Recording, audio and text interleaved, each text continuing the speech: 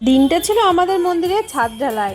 মন্দিরটা ভাঙতে দেখে সকলের খুব মন খারাপ হয়েছিল, কিন্তু আস্তে আস্তে একটু একটু করতে করতে যখন মন্দিরটা তৈরি হলো, এখন মন্দিরের ছাদ ঢালাই হচ্ছে, তখন সকলের খুব আনন্দ। আমার মতো কে কে আছো যে শহর থেকে গ্রাম বেশি পছন্দ করো? গ্রাম্য পরিবেশ কিন্তু আমার খুব পছন্দের।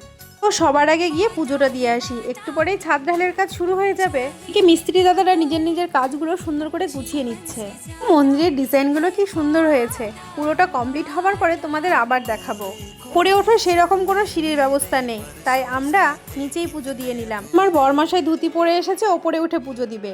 তারপর পুজো সেরে আমরা চলে আসলাম খাওয়া দাওয়া করতে। দেখো এখানে আজকে আমাদের নিরামিষ রান্না হয়েছিল। তারপরে আমাদের সেই পুরনো মাটির ঘরে আমরা অনেকক্ষণ ধরে গল্প করলাম সবাই মিলে।